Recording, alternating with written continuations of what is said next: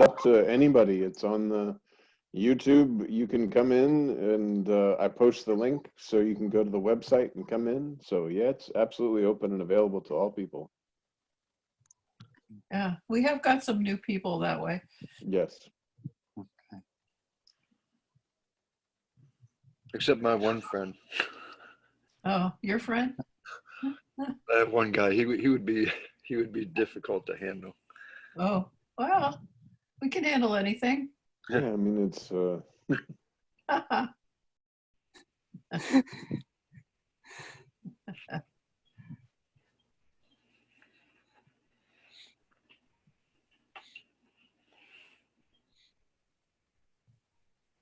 Does anybody know anybody who got the virus yet? I don't. I'm not sure. I haven't checked with everybody, so I don't know.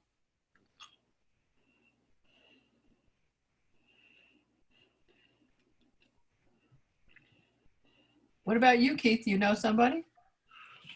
Just had one friend. Her parents got it, but they got through it. They were fairly old. I guess they got through it okay. Well, that's good.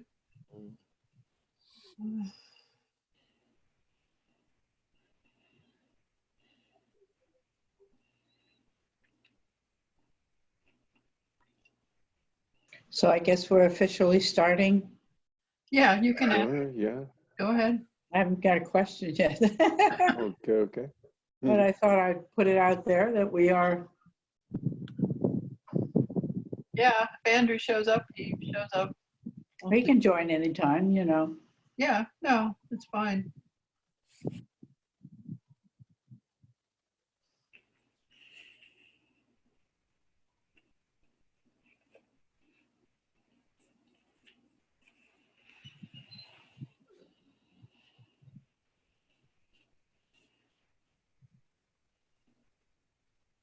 I guess I would ask John just advice on keeping mind on track of awareness instead of getting caught up in the illusion.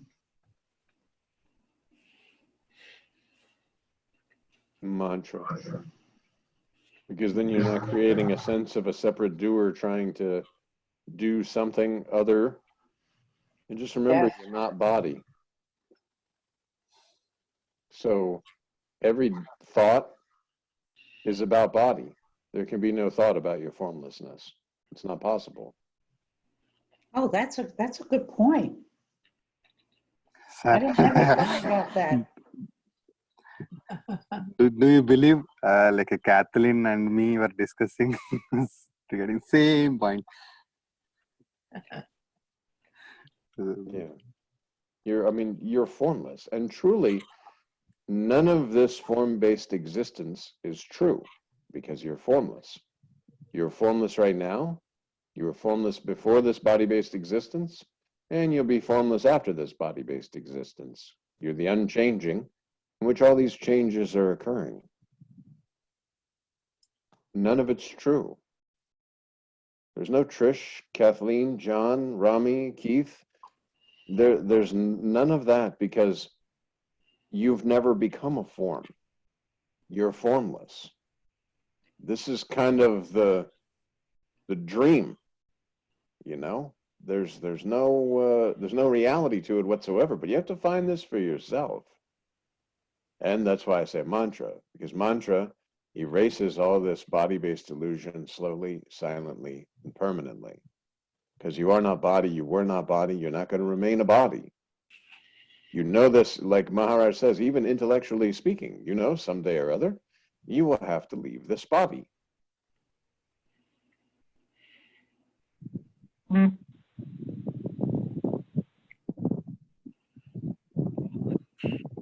How you were prior to beingness, and how you'll be after leaving the body, that's the reality. How you're appearing to be right now is the illusion. It's actually a mind-constructed identity. Well, even again, that we can, if we go into the body-based illusion, we can think of all kinds of descriptions of the body-based existence, Right. That is not true. But that's why prior to beingness, prior to this whole experience, you are. After this experience, you are. But there'll be no experience, no experiencer, because you're not a body. All this body-based existence is untrue. Everything you've ever learned within this bubble of illusion, called the consciousness or the I am, whatever you want to call it, is untrue. It's absolutely false. And now, knowing this, do your job, do your duties, go to the grocery store and buy some groceries so you can feed this body. But know that if you stop feeding and watering this body, it's gone. That's it. That's why they call it a food body, because it's a lump of goo that when you provide it with food and water, it grows, much like a plant, much like a tree, and any grass. That's why they, Nisargadatta Maharaj says, when you understand that you're about as worth as grass, in just it's a form that grows. You're the energy or the power that creates the growth. But you're formless. All of the form is illusion. It's occurring within you, not you in it. Now you do get to see inside the form-based illusion while you're using, as Kathleen said before, the telescope. Nisargadatta Maharaj uses the example of a telescope. You're using this as like a telescope to peek inside and see in the illusion. But the illusion is illusion because you're formless.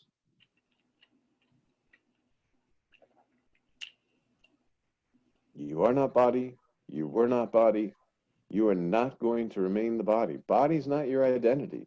You're the formless holder of the body. You can't even really call that because you've never experienced this body-based existence.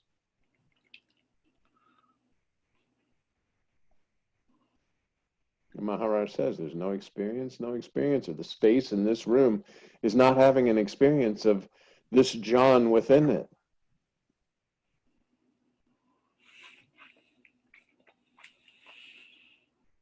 And yet, if the space was able to identify or click, as Maharaj says, with this body that's within it, it would say that I am within the space.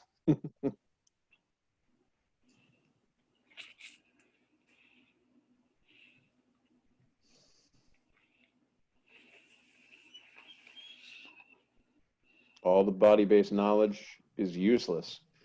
And as Maharaj says, it's the map that got you to where you are, your final destination. All the spirituality, everything you've ever done has brought you to this point so you can know yourself in a real sense. And that's it. You can identify yourself as presence. You can identify yourself as the formlessness in which all this form is occurring.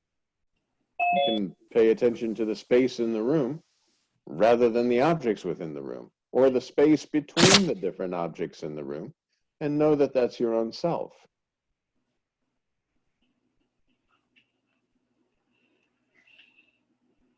Good. We got Andrew now. Yes, yes. Hello, Andrew. Hello, how you doing? Good, good, good. Get this in here. Yeah, I was worried I didn't see you at first. I thought, I hope Andrew's going to come. Actually, I tried to use my other computer and I was outside. I was going to sit outside and connect with you guys, and it wouldn't do it. I don't know what's wrong with my computer anyway, so I had to come inside. Okay. And we're not going to see any of beautiful Sedona. Not in my neighborhood. Well, maybe someday. Well, my neighborhood, we don't have mountains around us, but I mean, right down the road, there are some nice mountains to look at. But no, that's all we have next door are just trees and some houses and, some of the neighbors outside talking and so forth. So actually, it's better that I'm inside. Yeah. Eavesdrop on some interesting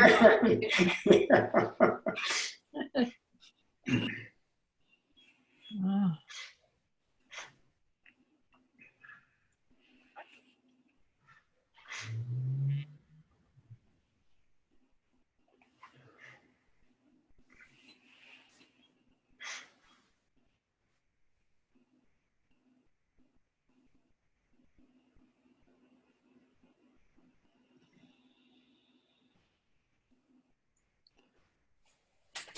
So when the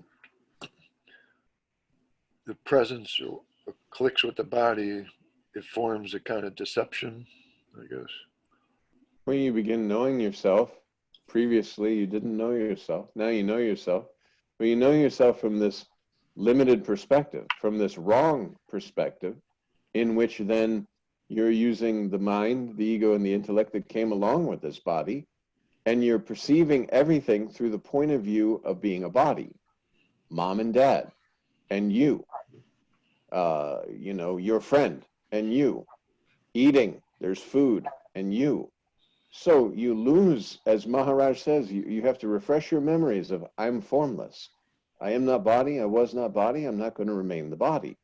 Because the moment you know yourself, you say, oh, then mom says, okay, this body is labeled John.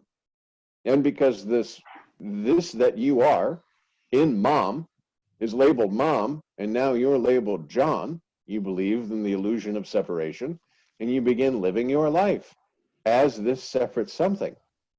Of course, then this fear comes of, I can die. And that doesn't matter whether it's human being or dog or pig or cat or horse or fly, or as Maharaj says, ant. The presence in the body wishes to preserve itself because now there's a knowing, oh, I exist. But that sense of existence, you were prior to the sense of existence. For that sense of existence to appear, you had to be there. Otherwise, who would know I exist?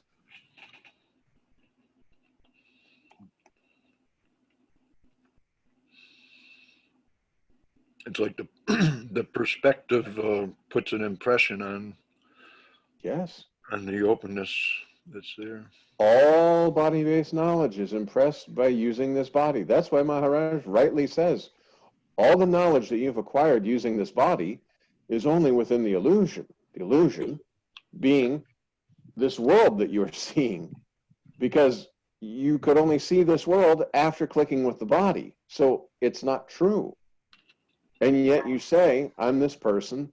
And, and like Maharaj says, many people, they say, oh, I've been on the spiritual journey for 30 years, and I've had this guru and that master. But this is not true, because you're not an individual. You believed yourself to be an individual, and then you went to the master who said, I know I'm not an individual, and by the way, you're not either. And then you have to have full faith and trust in this master. Otherwise, you go roaming around because, see, you as an individual desire experience because that's really all you know. After you knew yourself, you went on this journey of experiences. And gathering experiences is what the mind likes to do because you get to say, oh, this is good experience, this is bad experience. Wow, I feel this amazing feeling. I want to feel it again, which brings in desire and the pain and pleasure principle. All in the body-based illusion. So it's all false. And that's why if you sit there and you say, oh, I feel like I'm enlightened now. But no, because enlightenment is just a concept within the body-based illusion. You are the formlessness. That's why Maharaj rightly says, you're already realized, you're just not paying attention to the realized state. The realized state is prior to beingness, prior to body, prior to I exist.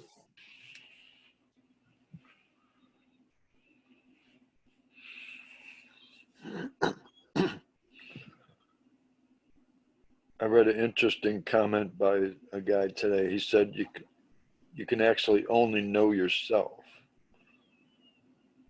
Actually, you can only know other than yourself.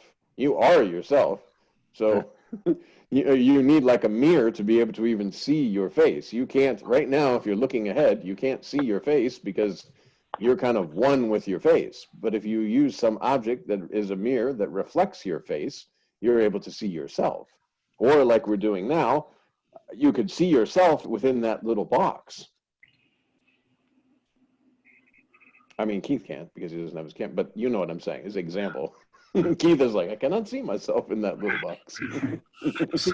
See your name. Yes. Kind of flat black. Yeah.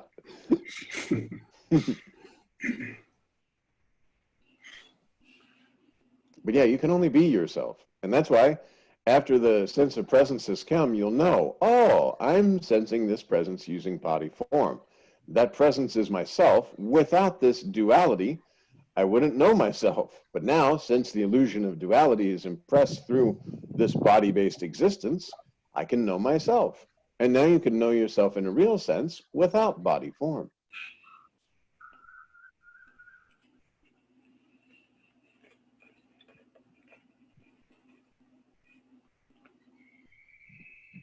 And it's direct because you're not using the senses of the body to know yourself.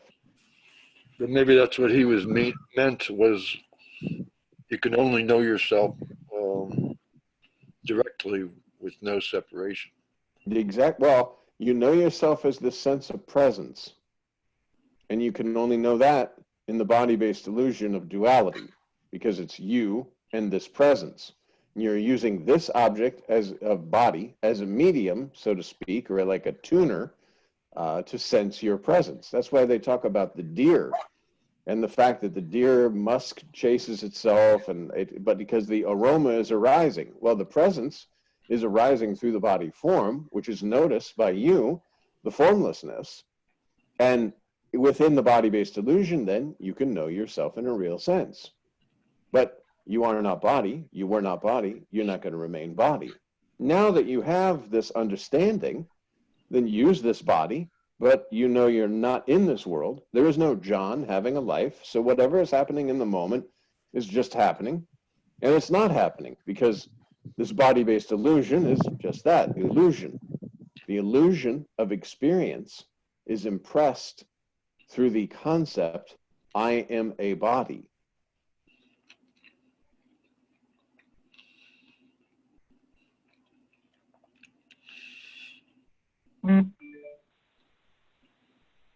I noticed last couple of days that it seemed like I was kind of like able to stop thinking in a sense that the thoughts were not leaving an impression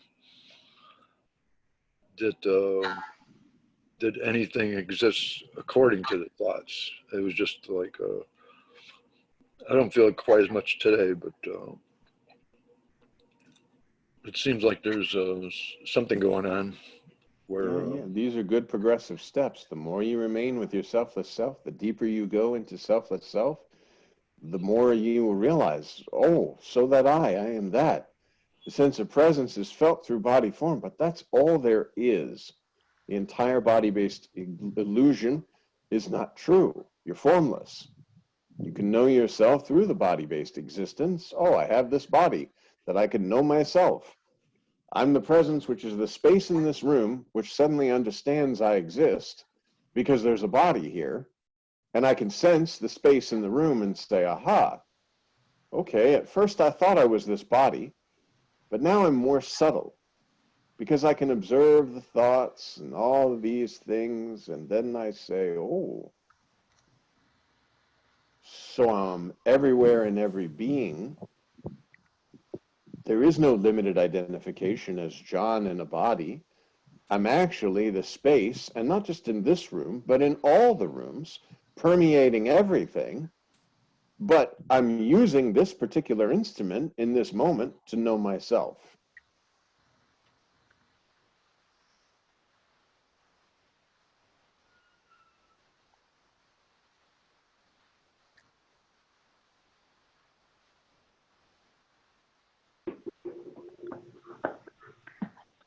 John, if we're conscious when this body dissolves and we're aware of our selfless self, and we may be intoxicating the selfless self, and then the body is no longer able to hold this energy.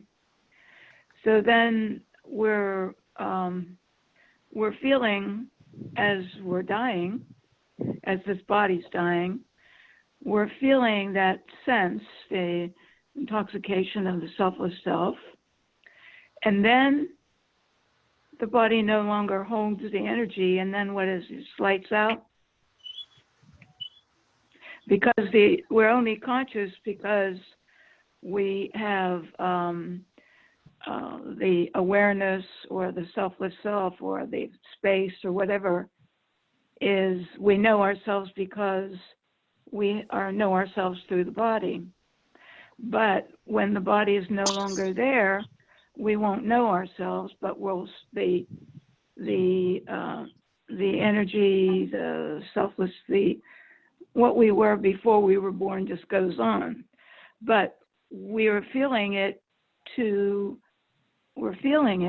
until the body no longer is able to sustain it, and then we're not going to be conscious anymore. Is that right? Well, and remember, there is no us right now. Right. We're experiencing the illusion, yes. and we won't experience the illusion anymore. The experiencer will no longer have objects of experience. There will no longer be the illusion of experience because there will no longer be the concept of a body in a world. However, what you're speaking about, Nisargadatta Maharaj says, it's the bliss of the final moment. And if you are knowing yourself in a real sense, and there's no thought, I am dying, then it is the selfless self-intoxication until it's not. But you won't know when it's not, just like when you go to sleep. The moment between the line of sleep, dream, and deep sleep, you just easily fade into it. You don't know that deep sleep is like a death, but you wake up in the morning and you say, oh, okay, I had a nice sleep.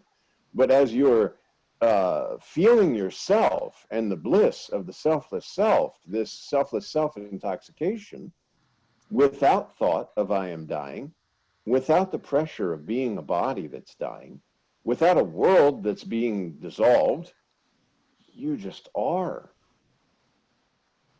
In this moment, it's the same. Ramana used to say, well, it happens every night when you go to sleep, so don't worry about dying. Exactly. That's what we're like. So you're feeling the bliss, and then you're not going to see a great light or anything.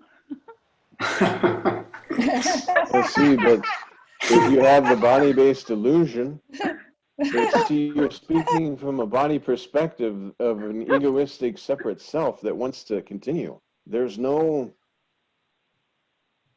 I mean, even in this moment, if this body were to suddenly lose power, there'd be no knowing of this. So No. it's only the concept of there's someone or something that's dying or continuing or that is eternal. But all of these are body-based concepts. This entire illusion of experience is untrue. It's an illusion. So the mirage, when it's seen as a mirage, is no more. But it never was. There was only the appearance of it appearing true for a time. But in this moment, there's no impression of body. There's no anything that says, I'm in this limited form. So when this form is gone, I am. I know this. So whether this form is here or not, I am. I won't know I am because there will be no, like we said, you cannot know yourself. You can only be yourself. You know yourself through the illusion of duality as a sense of presence that can be felt through a body form. But you're formless. This form-based experience is entirely illusion because you're not a form. You never were a form.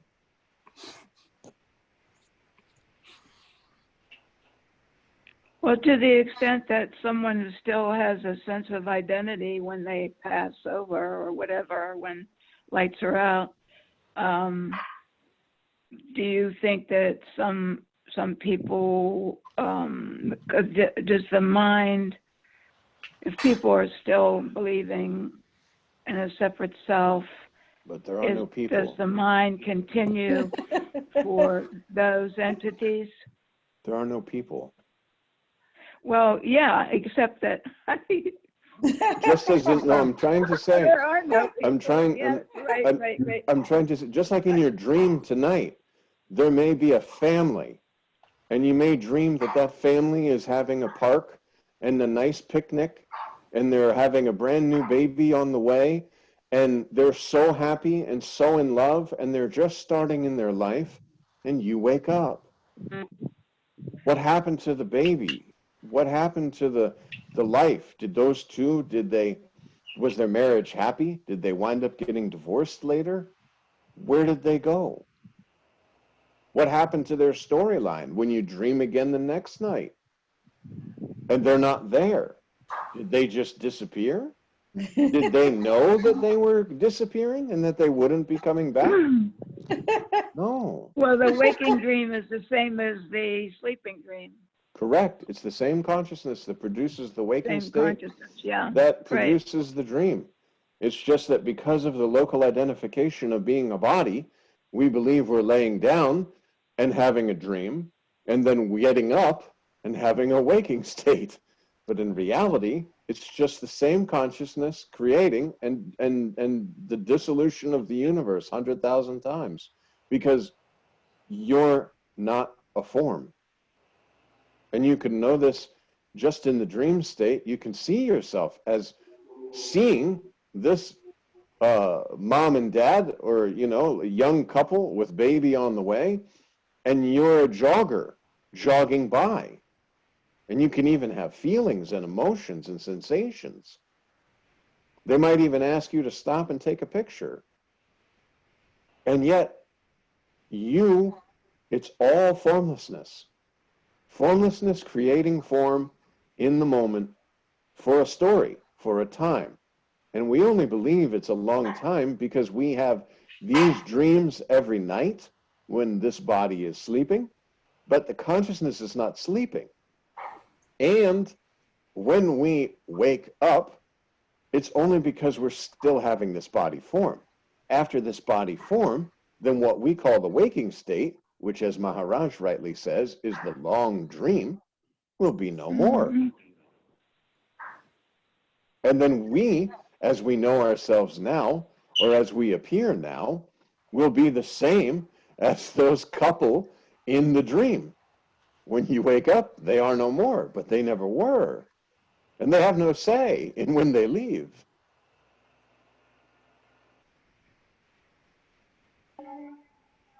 Sir, I don't know, like whether you have been doing this recently. I mean, from the starting also, but you are invalidating every state. Waking state, whatever is being appeared. This sense of separatedness is the confirmation that you are, and all is separatedness, seeing the body, experiencing the mind, even beingness, consciousness, whole, awareness, deep sleep. So you are pointing the one existing in all, everywhere, and you are even saying that apart from that, nothing is there. Correct. So all the questions are coming because of the believing the separatedness is true. Yes. Believing that you're a body and what you've read using this body and all the body knowledge that you've collected, and you've been feeding to the mind based on the wrong impressions of being a body, and then learning that you're not a body and trying to figure out from the body-based perspective how I'm not a body. But it's reverse. You're formless. You never were a body. Therefore, this body-based existence doesn't need to be figured out because it's not true.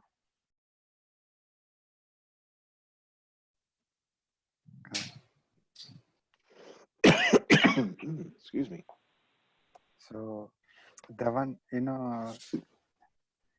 this bliss, when just following your words, the mind quietens, this sensory perception also gone, just except hearing.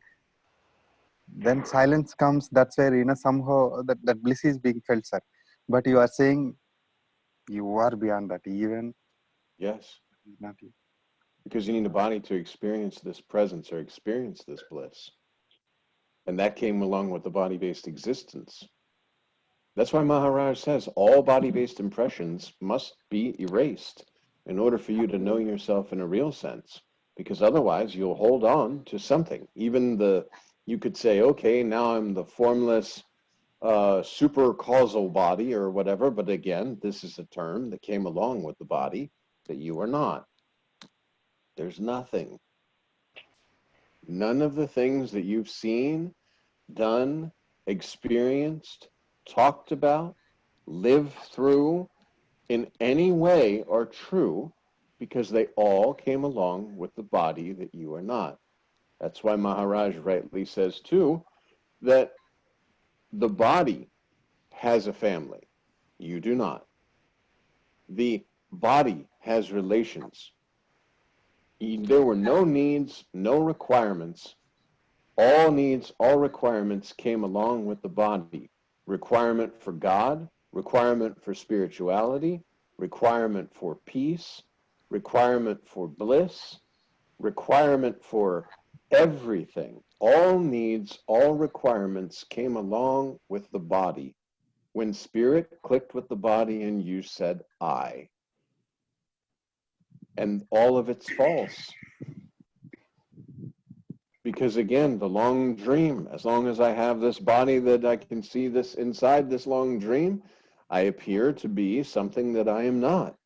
But after this body can no longer sustain the essence, then this long dream is finished. And as Maharaj says, you don't want another dream. And another dream is just, I am somebody else. But you're nobody. You're everybody. John, isn't the concept of heaven and hell is also body-based, right? Oh, yes, of course. That's why it's kind of... Isn't it a way for us to kind of a resistance to the nothingness? It's sort of like, you know, the ego wants to continue, so it invents heaven and hell. Absolutely. Yeah, this something that is not, this unborn child now believes itself to be born and wonders about its death. So then creates all this imagination of what will happen after I die. But you're unborn, so there's no birth, there's no death. But as you're in this illusory experience, you can say, you know, I want to continue. This is how Maharaj talks about the ants. Presence in the body of an ant, and you pour water, and the ants scurry. And why do they scurry? Because they want to protect the body. Because now you know yourself in form, and you think for the first time, I did not know myself prior to this form. Now I know myself. So I must be this form. And even when I'm the form saying that, oh yeah, I understand that I was formless prior to taking this form, I still have a lot of love and affection for the form in which I know myself. And then I say, well, then I won't know myself, because then there's a fear that the form is gone, I won't know myself. But prior to knowing yourself, you were, or you wouldn't know yourself. There would be no sense of existence to appear. So you don't have to worry about any of these things. 100 years ago, we were perfectly happy. Yeah, exactly. No worries. 10 years prior to your birth, there was no sadness, no happiness, no peace, no bliss, no God, no Brahman, Paramatman, master, spirituality, money, husband, wife, nothing was there.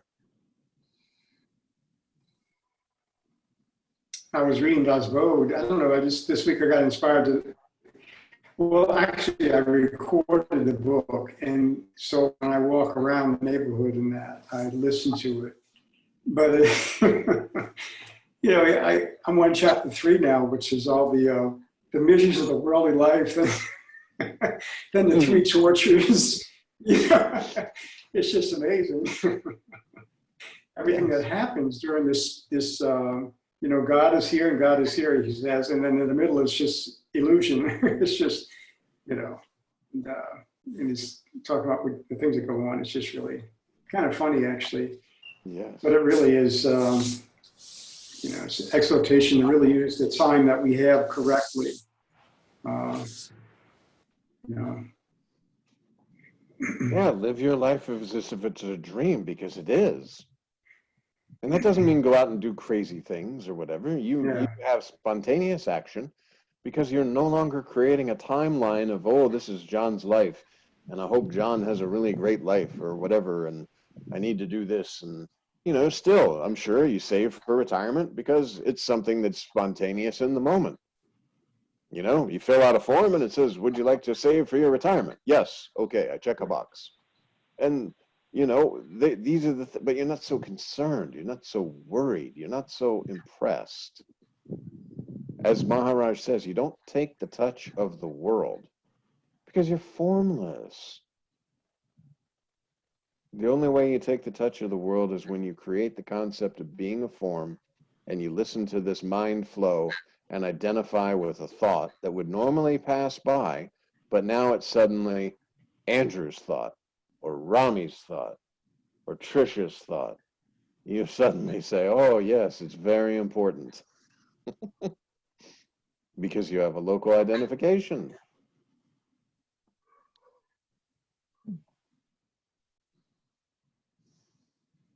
Isn't there? Oh, go ahead. Go ahead, Andrew. No, I was just going to say, like I think you had mentioned one time that the thoughts are all around us. Is that correct? They're out here. You believe because of the body base that the thoughts are like somehow inside your mind, like the mind is inside the head or whatever. Yeah. This is not the case. Basically the consciousness is the world that you're seeing. You're an object within the consciousness when you identify with the object within consciousness, just like the dream character within a dream. You identify as an object within the consciousness, but the consciousness or the thoughts are actually the world that you're perceiving. Right. Because they're a stream. Again, this sensation, I exist, created this entire dream world. I know Ranjit once said that what you see is your mind. Yes. And that is ego. Yes. Yeah, well, ego is basically the concept I exist. Right. Because it's the birth of duality.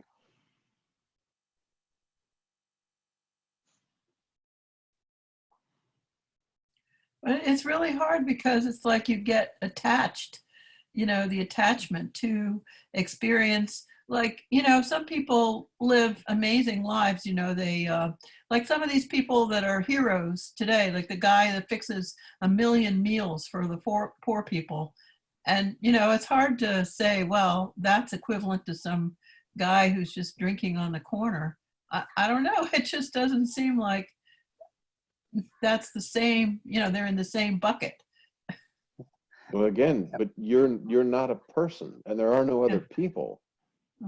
Just like in your dream tonight, if you lay down and have a dream, the young couple who is having a child, there might be a bum in the park and there might be a robber robbing someone in the bushes. They're all you. Yeah, that's true. And you're not categorizing them as who's more important or who's less important, even in the dream, unless you judge and say, oh, that's a robber, or look at that poor bum. But it's you. It's all arising from yourself. Yeah, because the mind, it's your thoughts that are creating it all. Yeah, you're a one-man show. And if you could like slow yourself down, you'd be like Kathleen is talking, and then the homeless person, the essence in Kathleen jumps into the homeless person and asks for change, and then jumps back into Kathleen and says, oh, I don't know if I should give this person change. They might just get drunk. And then it jumps back into the homeless person again. You see what I'm saying? It's not. It's a one-man show. Yeah. Yeah. And that is only within the illusion of being a body.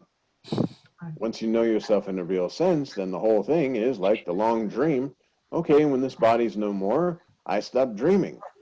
The I that stops dreaming is the true I, and there's nothing. There's nothing. You don't know your existence because duality will be no more, because a duality is a concept and an illusion. Just like the mirage, the deer goes to quench his thirst until he's right up on and he sticks his nose and it's just sand. Then he knows, ooh, I cannot quench my thirst in this sand. Right. But until direct experience, you may believe that you can quench your thirst within this illusion.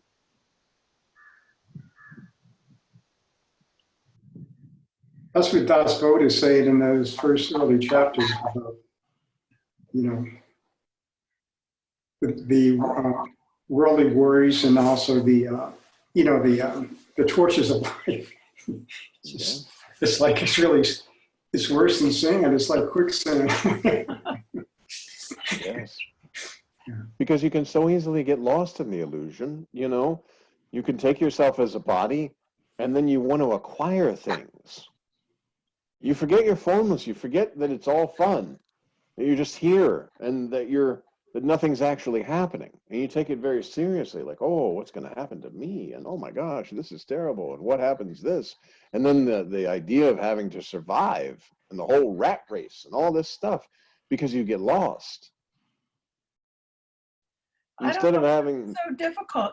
That's the thing. The overarching question is, why is it so? If...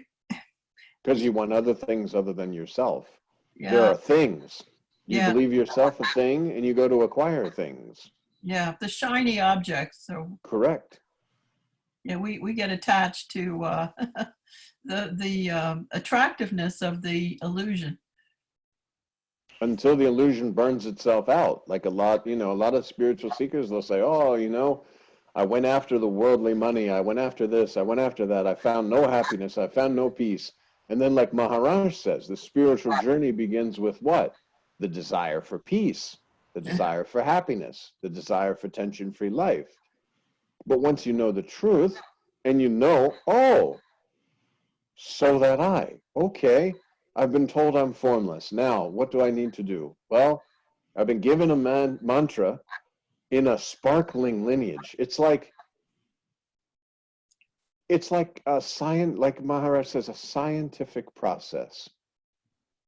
This is, we don't have to try, like Maharaj talks about. The Balsa Maharaj, he stayed in the well for days meditating. So they have honed down this beautiful lineage and said, do these things and you'll know yourself. What are these things? Bhajan, meditation, mantra, devotion, selfless self-devotion. It's guarantee. That's why Maharaj says it's 100% guarantee. It's not a warranty, it's guarantee. Because this lineage, all the masters prior to these masters, they did all the work. They were the ones who said, okay, maybe if I meditate in a well for 12 hours, but then they started to know themselves and okay. So then Siddhameshwar Maharaj says, no, we can cut this meditation time down. And then you had Ramakant Maharaj who said, just spend a couple of hours a day with yourself. The masters before you, that have come before you, have blazed the trail. It's now basically enlightenment the same as ingredients to make a cake. You follow the ingredients, you'll know yourself in a real sense, and then you'll bow down to your own selfless self using this body form as an object within your own self to say, oh yes, Master, I am at your feet. Even though this body may be moving about, I rest at your feet. Sir, Yes. Kumar is the friend. Ah, good. Welcome, Kumar. Hey, John. Hello. So actually, he recently he has been discussing about suffering. What is how can it be ended? Maybe as a beginner thing. So he was reading a bit of I am that I don't think that he's having any other background other than that. Okay. Well, welcome, Kumar. Hey, John. Thank you.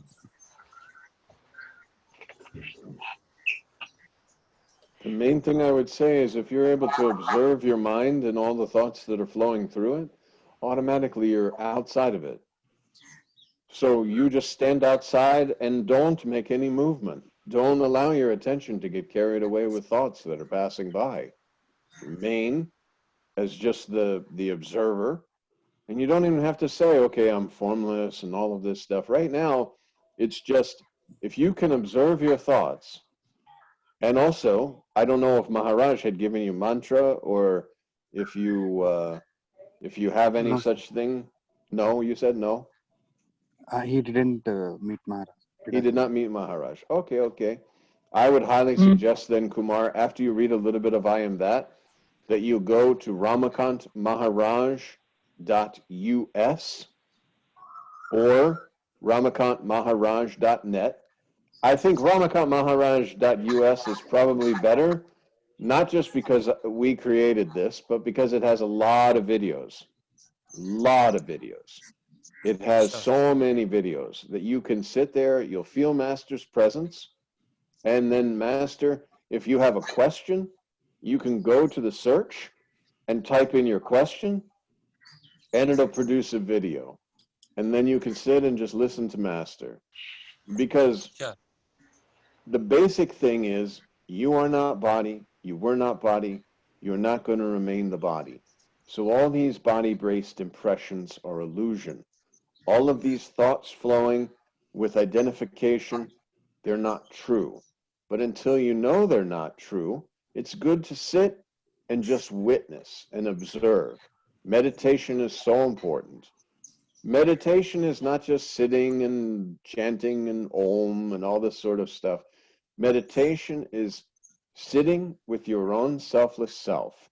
While you're in a body form, it's fine. Even you think you're a body, that's okay too. You're sitting with yourself and just seeing. You see the thoughts pass by, you see feelings pass by. You just remain outside as the observer. These different things, these different images appear on the screen of mind. You just allow them to be. Don't try to change them. Don't try to get involved with them. They just flow through. And you just sit there with yourself.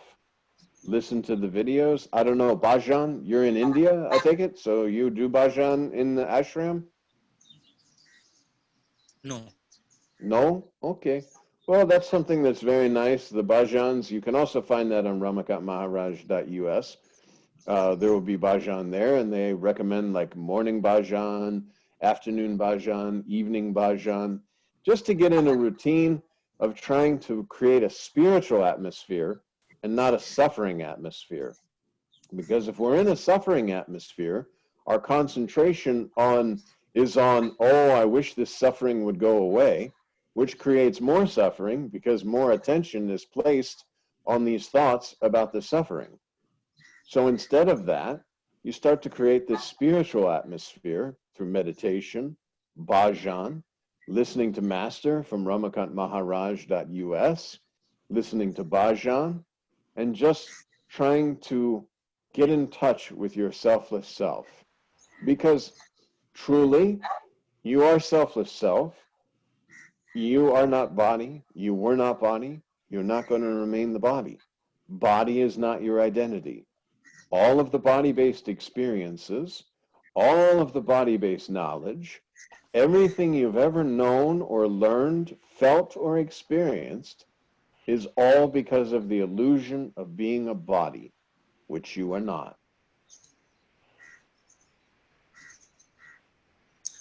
Thanks, John.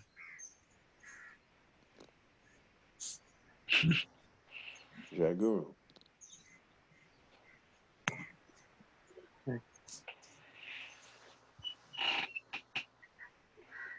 He was my lecturer, sir.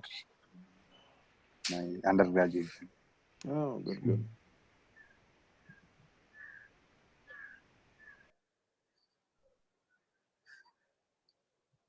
And now that we know we're not a body, the most important thing is experiencing every moment I am formless. This thing that appears so important is not. I need to just take the touch very lightly and do what needs to be done using this body in the moment. And then I forget about it. Everything is pick up the water, drink the water, put the water back down. I'm not thinking about the water 5 minutes after having drank the water. nor am I obsessing about my next drink of water. Spontaneous action in the moment. Years ago, I was in Washington D.C. Doing a seminar, and I had this book. I think it was Gerard May, if I'm not mistaken, but it was about addictions. And he was writing about addictions, and he said he just gave a list of addictions. I mean, it was just amazing, the addictions that people can actually have. Fishing, smoking, you name it. It's just. But he said that probably the most difficult addiction to break was self-identity. Yeah. And I think the most addiction, probably the greatest addiction is life in the body. I don't know. That might be a real addiction. I don't know. Well, turn that around, and the presence. I mean, in the beginning, prior to knowing yourself, presence is really strong. As it grows, it's like the best drug on the planet. It's so much peace, so much joy, so much bliss, so much that feeling of just, wow, amazing feeling. And notice that when your attention is not on other things, this is yours. Like, this is your property, as Maharaj says. You don't have to go out in the corner and try to score marijuana or heroin, or go eat yourself into a coma, or smoke yourself into a smoky place. You can have absolute bliss with your own selfless self. Presence is selfless self-intoxication, and that's why Maharaj uses those words, because literally, especially in the beginning, as you're just starting to experience that presence, that feeling, you are like, oh yeah, give me more. I enjoy the meditation because I can remain with myself. Then I say, oh, when I'm out of meditation and I go outside, I'm not feeling it so much. But then there are times when I'm walking and I feel it more. Well, again, because you're not thinking about yourself. You're not identifying with thoughts and flowing along with them. You're remaining with yourself. But as this experience continues to be impressed, oh yes, it's heaven. If you want to talk about a real heaven and not the fake little, imaginary figures, a meat puppet palace, your own selfless self, that's heaven. That's the feeling of just peace. There's no disturbance. It's just a deep, like when they talk about in the Bible, no height, no width, no depth. That's the truth. It's this unfathomable peace. It's like, and you become addicted to it. Please do. The more you feel it, the more you want it.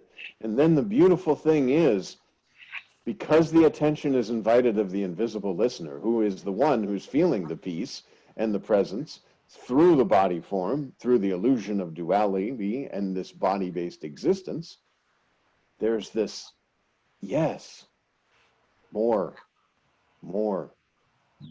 Things are happening, but I remain with myself. This is happening. Oh, I remain with myself. When something really looks like it's happening, I remind myself briefly that it's not happening, because nothing's happening, because I'm formless, and I remain with myself. The more I remain with myself, the more the addiction gets impressed that selfless self-devotion, that's all you want. And now you can do your job and do your duties, but still, just like if you puffed on a marijuana cigarette and then went to your job and you're still feeling high doing your job, why not be with the presence, be with your own selfless self while doing the job? Instead of having to use some outside material source to feel this feeling, you're just with yourself. You can be high driving a car, you could be with your selfless self driving a car. If you can be high or drunk at work, you can be with your selfless self at work. If you can be high or drunk walking down the street, you can certainly be with your selfless self. If you can go into a restaurant and get a great rush because you love to eat like 5 pieces of chocolate cake, well, you can certainly be with your selfless self. Addiction is actually a very good way of looking at it. Become addicted, become completely addicted to selfless self-intoxication, brushing aside all things that even appear to interfere, because you know all these things that are appearing appear on your spontaneous presence, and if you remain with your presence, then you remain in the bliss. As long as you're using this body, why not use it to have just rushes of peace and silence and just this feeling of all is right within you, and the within is also without, because it's only you. It's only your selfless self. And does that continue when after the body drops, do you think? There's no instrument to have this happen. No. Okay. As you're leaving this body, this is probably, you know, like we were speaking about, it's like you're feeling very just selfless self-intoxication, and then you're not. But you'll know that this body was the medium so you could know yourself. You know yourself. So now it's just not. And that's it. See, we keep trying to identify. But it's so wonderful living in that awareness. It's sort of sad that when we can't feel it through a body anymore, that it's not going to happen anymore. But it's if it feels so good to live as the bliss and that intoxication of the selfless self, it feels so deep. Isn't that the so addiction? Real. Isn't that the addiction? The not wanting to, the holding on kind of thing. Yeah, you don't want to cease to exist because you believe yourself to cease to exist. You want to experience yourself forever, but you're not experiencing yourself in that way. It's again, it's just like the dream. So, sir, you Well, are there's in that bliss though. But you're the experiencer of the bliss. And the only way you experience this bliss is through the body-based illusion. So it's also not true. That's why you have to release this stranglehold on the beingness. And you do that by remaining with your selfless self. You know yourself in a real sense. And then you know that the way you know yourself is not true, but the knower is true, but there'll be nothing to know. And then there's no fear of death because you were never born. See, we keep thinking that we were born and we're going to cease experiencing this unborn experience, but you weren't born. So there isn't anything like this. Wouldn't there be a sense of, I think that, I know some of the saints, when they died, were very grateful and thankful. Well, you could be this way right now.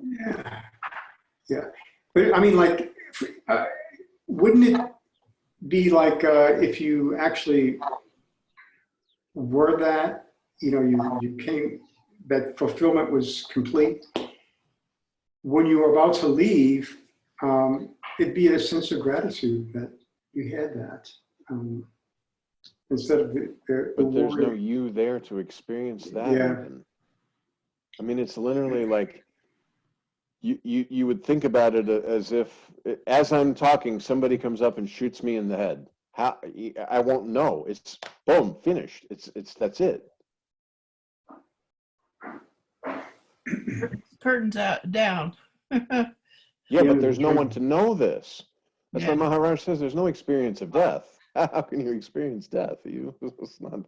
You'd have to have on the other side of death. You'd have to look back and say, "Oh, that was very terrible," or "Oh, that was okay." But it's not like that. But I mean, like prior to the actual leaving the body, that would be that sense of maybe fulfillment.